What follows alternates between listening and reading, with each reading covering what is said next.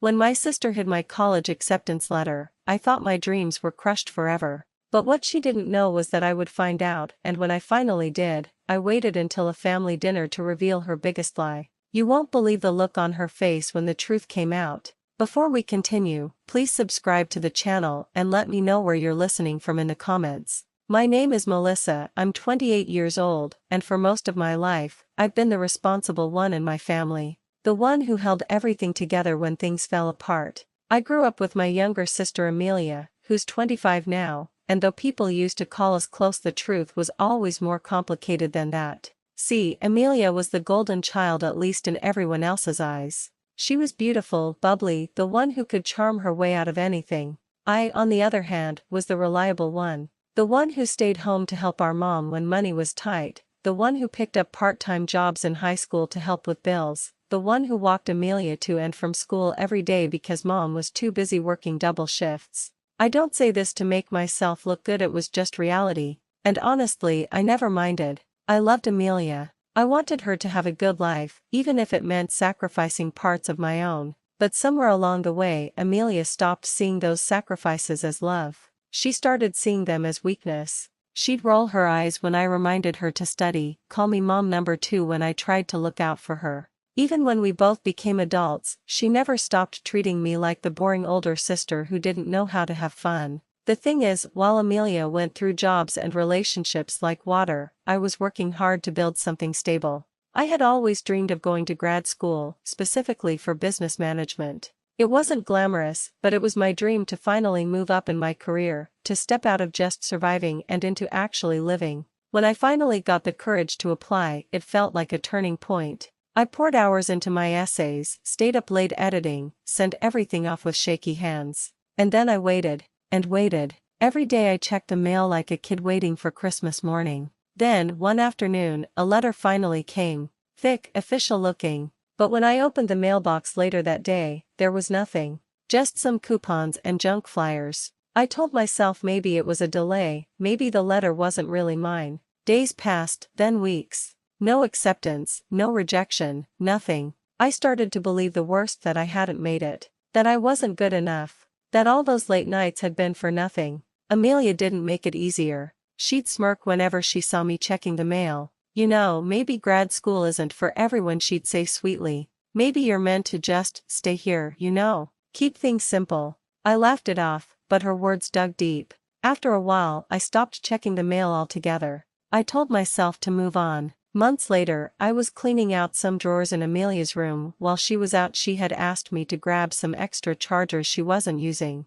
That's when I found it. A crisp, unopened envelope shoved under a pile of old magazines. My name printed neatly on the front. My heart nearly stopped. With trembling hands, I tore it open, and there it was. My acceptance letter. Not just to any program, but to the exact school I had dreamed of. Congratulations, it read. We are pleased to offer you admission. I sat down on her bed, my knees weak. She had hidden it. My own sister had hidden my acceptance letter. At first, I couldn't even process it. Why would she do something like that? But then I remembered the smirks, the little digs, the way she always seemed happiest when I was stuck. She couldn't stand the thought of me moving forward, moving away from her shadow. That night, I cried harder than I had in years. Not just because she betrayed me, but because I had given up on myself because of her. But once the tears dried, something else took their place. A fire. If Amelia thought she could control my future, she had another thing coming. And I wasn't just going to confront her quietly, one-on-one.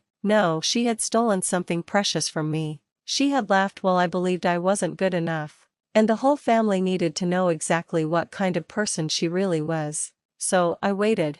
The opportunity came sooner than I expected. My mom planned a family dinner, inviting relatives we hadn't seen in months. Everyone was excited, Amelia especially. She loved being the center of attention, and family dinners were her stage. She'd talk about her new boyfriend, her job, her plans, making herself look like she had it all together. I decided that would be the night. For weeks, I kept quiet. I acted normal around her, even let her borrow my jacket once when she complained of being cold. But inside, I was planning every word, every move. By the time the family dinner rolled around, I was ready. I could see Amelia already rehearsing her stories in her head, practicing her fake laugh in the mirror. But she had no idea that this time, the spotlight wouldn't be hers. This time I was the one holding the script. And when the right moment came in front of our entire family, Amelia was going to regret ever crossing me. The night of the family dinner arrived, and I could feel my pulse quicken the moment I walked into my mom's house. The air was thick with the smell of roasted chicken, garlic mashed potatoes, and warm bread, comfort foods from my childhood. The dining table was dressed with a red tablecloth and glittering candles, as if the whole house had dressed up for the occasion. But what really caught my eye was Amelia. She was already seated at the far end of the table, her hair styled perfectly, her makeup flawless, and her smile rehearsed. The second I walked in, she tilted her head, gave me that condescending once-over, and said, "Oh, Melissa, you made it. I wasn't sure you'd show up looking so busy these days." The tone was sweet, but the bite was sharp. My jaw clenched, but I just smiled politely. I wasn't here to bicker over petty jabs. Tonight wasn't about words, it was about the truth. The rest of the family filtered in, our cousins, 2 aunts, and even Uncle Peter, who hadn't been to a gathering in years. Everyone was laughing, catching up, passing around glasses of wine. It was warm and loud, the kind of atmosphere Amelia thrived in. And thrive she did. Within minutes, she had the table's attention, spinning stories about her new project at work and how her boss couldn't function without her.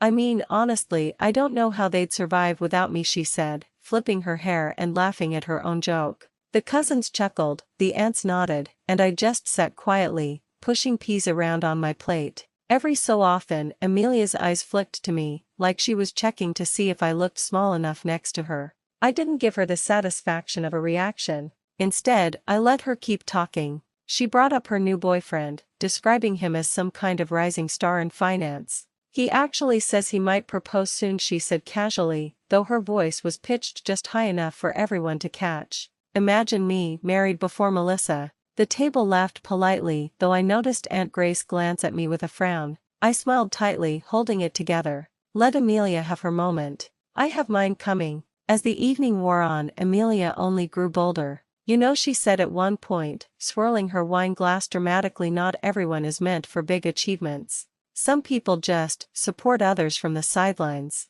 That's noble in its own way." Her eyes met mine, sparkling with cruel amusement. I felt a flicker of heat in my chest, but I pressed it down. This was exactly why I'd chosen tonight. Amelia was digging her own grave with every smug word, and I was about to hand her the shovel. Finally, dessert came out, my mom's famous apple pie. The table quieted as plates clinked and forks cut into golden crust. It was the perfect moment. I cleared my throat lightly, setting my fork down. "Actually," I said, my voice calm but clear, "I wanted to share something with everyone tonight, too." The table stilled. All eyes turned to me. Amelia's lips curved in a smirk. "Oh, Melissa has news. This should be good." I reached into my bag, my heart pounding but my face serene. Slowly, deliberately, I pulled out a folded piece of paper, the edges still crisp from when I found it hidden. I set it on the table in front of me but didn't open it yet. "What's that?" Aunt Grace asked. "This," I said softly, "is my acceptance letter.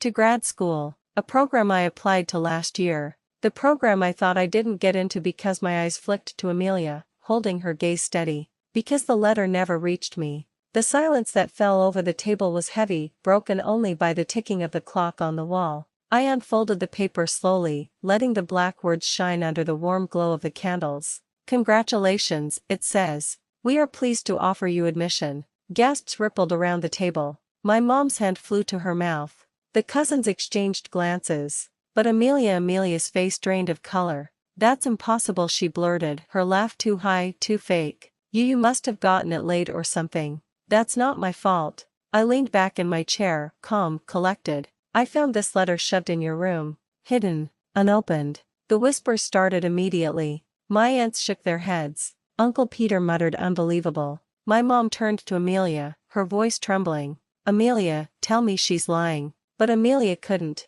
Her mouth opened and closed like a fish, her carefully curated confidence crumbling with every passing second. I didn't gloat. I didn't yell. I didn't need to. I just let the truth speak louder than any insult she had ever thrown at me. Finally, Amelia tried to laugh it off. "I was just protecting her. I didn't want Melissa to get her hopes up in case it didn't work out." I raised my eyebrows. "Protecting me? By making me believe I wasn't good enough? By letting me give up on my dream while you watched?" The table was silent again, except for the sound of Amelia's own excuses falling flat. "I worked for that acceptance," I said firmly, my voice carrying through the room. "And you tried to steal it from me because you couldn't stand to see me succeed." Amelia's eyes filled with tears, but not the kind that comes from regret, the kind that comes from being caught. I folded the letter back up, tucking it neatly into my bag. "But here's the thing, Amelia," I added, my tone sharper now. "You may have hidden this once, but you can't hide the truth forever. Not from me, not from them, not from yourself." The table buzzed with whispers again, and for the first time in years, I saw the shift. The spotlight wasn't on Amelia anymore. It was on me. And this time I wasn't the quiet sister in the shadows. I was the one holding the truth. The room stayed thick with silence after I tucked the letter back into my bag. Amelia was still staring at me, her face pale, her hands gripping her wine glass like it was the only thing keeping her grounded. Then Mom spoke. Her voice wasn't sharp, but it carried the kind of disappointment that pierced deeper than anger. "Amelia," she said quietly, "how could you?" Amelia shifted in her chair, forcing a smile that didn't reach her eyes. "Mom, it wasn't like that. I was just protecting me." I cut in, unable to stop myself. "Because you've always been so selfless, right?" A low murmur rippled through the table. I could see my aunts exchanging glances, my cousins whispering. This wasn't just about the letter anymore, this was years of Amelia's behavior catching up to her, all unraveling in real time. Amelia's voice cracked. "Melissa, you don't understand. If you went to grad school, you'd move away, you'd be more successful, and then what? I'd be left behind. Everyone would compare me to you." There it was. The truth, laid bare and ugly. I almost laughed, not because it was funny, but because it was pathetic. "So instead of being happy for me, you decided to sabotage me. You wanted to keep me small, just so you could feel big." Amelia slammed her glass down, wine sloshing onto the tablecloth. "You've always had it easier. You were Mom's favorite, the one everyone praised for being responsible and hardworking. You don't know what it's like to live in your shadow." Her words stung, but not in the way she intended. If anything, they revealed more about her insecurities than about me. I took a breath, steadying myself. "Amelia," I said evenly, "I didn't put you in my shadow. You chose to stand there." The table went completely still again. Uncle Peter cleared his throat. "She's got a point."